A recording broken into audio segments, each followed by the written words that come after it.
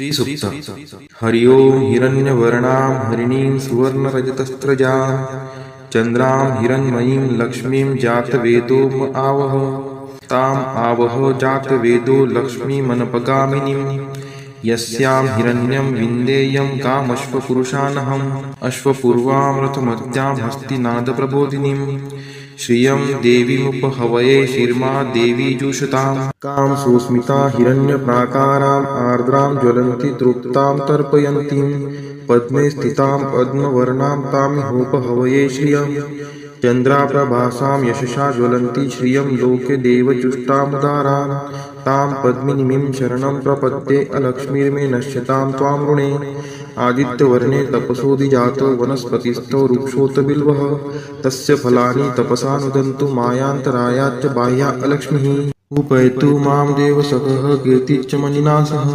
प्रादुर्भूतोऽस्मि राष्ट्रेऽस्मिन् कीर्तिमृद्धिं ददातु मे क्षुत्पिपासामलां ज्येष्ठाम् अलक्ष्मीं नाशयाम्यहम् अभूतिं समृद्धिं च सर्वा निर्नुद्मे गृहात् गन्धद्वारां दुराधर्षां निष्टपुष्टां करीषिणीम् ईश्वरी सर्वभूतानां तामिहोपहवये श्रियं मनसः काममाकुतिं वाचः सत्यमशीमहि पशूनां रूपमन्नस्य मयि श्रीश्रयतां यशः कर्दमेन प्रजाभूता मयि सम्भवकर्दम श्रियं वासय मे कुले मातरं पद्ममालिनीम् आपः स्रजन्तु स्निग्धानि चिक्लितवसमे गृहे नीचदेवीं मातरं श्रियं वासय मे कुले आर्द्रायः कर्णीं यष्टिं सुवर्णां हेमालिनीं सूर्यां हिरण्मयीं लक्ष्मीं जातवेदोम आवह आर्द्रां पुष्करिणीं पुष्टिं पिङ्गलां पद्ममालिनीं चन्द्रां हिरण्मयीं लक्ष्मीं जातवेदोम आवह ताम् आवह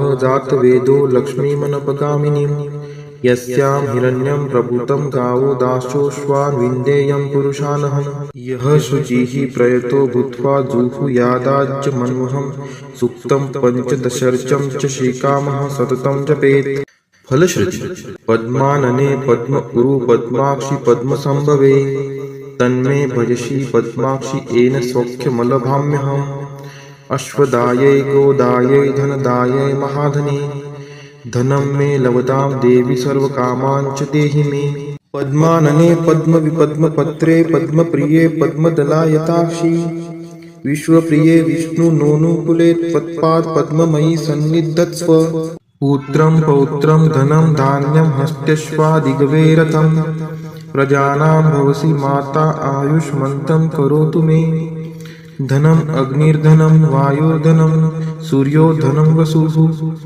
धनम् इन्द्रो बृहस्पतिर्वरुणं धनम् अस्तु मे वैनतेय सोमं पिबतु रुद्रः सोमं धनस्य सोमिनो मह्यं ददातु सोमिनः न क्रोधो न च मात्सर्यं न लोभो नाशुभामतिः भवन्ति कृतपुण्यानां भक्तानां श्रीसूक्तं जपेत् सरसीजनीलये सरोजहस्ते धवलतरांशुकगन्धमाल्यशोभे भगवती हरिवल्लभे मनोज्ञे त्रिभुवनभूतिकरी प्रसीद मह्यं विष्णुपतिं क्षमां देवीं माधवीं माधवप्रियां लक्ष्मीं प्रियसखीं देवी नामाम्यच्युतवल्लभां महालक्ष्मी च विद्महे विष्णुपत्नी च धीमहि तन्नो लक्ष्मीः प्रचोदयात् श्रीवर्चस्वम् आयुष्यम् आरोग्यमाविधात् शोभमानं महीयते धान्यं धनं पशुं बहुपुत्रलाभं शतसंवत्सरं दीर्घमायुः इति श्रीसूक्तम् वेङ्कटेशो वासुदेव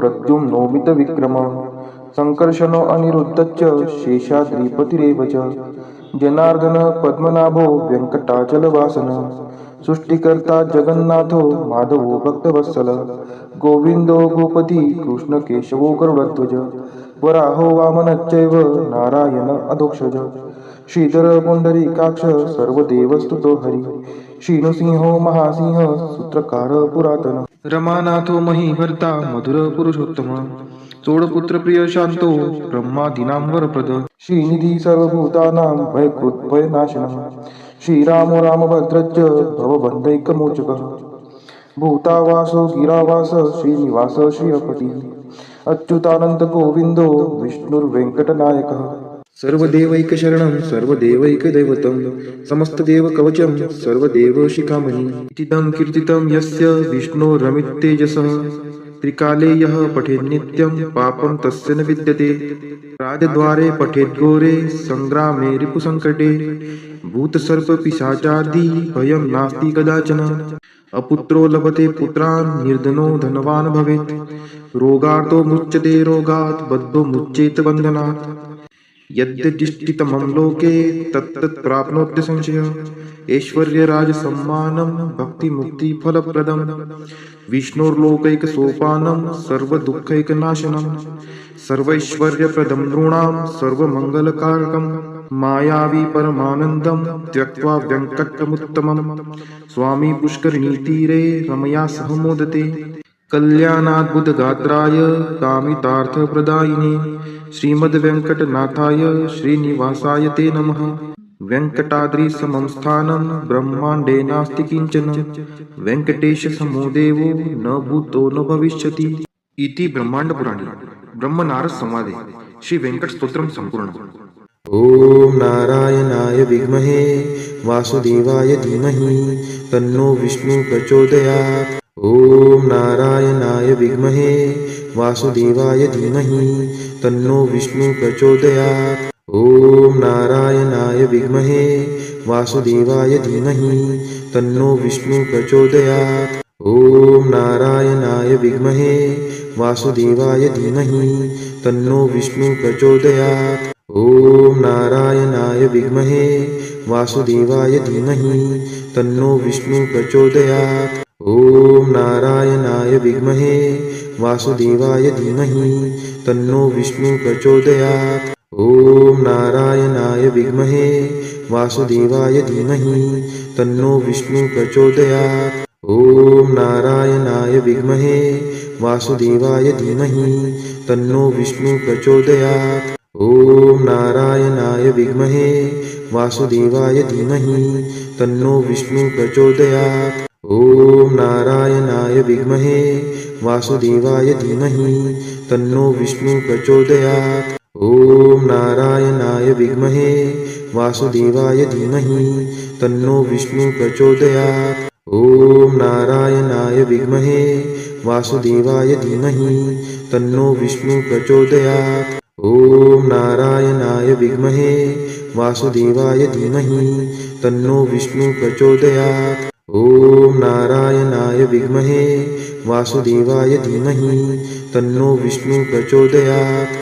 ॐ नारायणाय विद्महे वासुदेवाय धीमहि तन्नो विष्णु प्रचोदयात्। ॐ नारायणाय विद्महे वासुदेवाय धीमहि तन्नो विष्णु प्रचोदयात्। ॐ महालक्ष्मी च विद्महे विष्णुपत्नी च धीमहि तन्नो लक्ष्मी प्रचोदयात्। ॐ महालक्ष्मी च विद्महे विष्णुपत्नी च धीमहि तन्नो लक्ष्मी प्रचोदयात्। ॐ महालक्ष्मी च विद्महे विष्णुपत्नी च धीमहि तन्नो लक्ष्मी प्रचोदयात्। ॐ महालक्ष्मी च विद्महे विष्णुपत्नी च धीमहि तन्नो लक्ष्मी प्रचोदयात्। ॐ महालक्ष्मी च विद्महे विष्णुपत्नी च धीमहि तन्नो लक्ष्मी प्रचोदयात्। ॐ महालक्ष्मी च विद्महे विष्णुपत्नी च धीमहि तन्नो लक्ष्मी प्रचोदयात्। ॐ महालक्ष्मी च विद्महे विष्णुपत्नी च धीमहि तन्नो लक्ष्मी प्रचोदयात्। ॐ महालक्ष्मी च विद्महे विष्णुपत्नी च धीमहि तन्नो लक्ष्मी प्रचोदयात्। ॐ महालक्ष्मी च विद्महे विष्णुपत्नी च धीमहि तन्नो लक्ष्मी प्रचोदयात्। ॐ महालक्ष्मी च विद्महे विष्णुपत्नी च धीमहि तन्नो लक्ष्मी प्रचोदयात्। ॐ महालक्ष्मी च विद्महे विष्णुपत्नी च धीमहि तन्नो लक्ष्मी प्रचोदयात्। ॐ महालक्ष्मी च विद्महे विष्णुपत्नी च धीमहि तन्नो लक्ष्मी प्रचोदयात्। ॐ महालक्ष्मी च विद्महे विष्णुपत्नी च धीमहि तन्नो लक्ष्मी प्रचोदयात्। ॐ महालक्ष्मी च विद्महे विष्णुपत्नी च धीमहि तन्नो लक्ष्मी प्रचोदयात्। ॐ महालक्ष्मी च विद्महे विष्णुपत्नी च धीमहि तन्नो लक्ष्मी प्रचोदयात्। ॐ महालक्ष्मी च विद्महे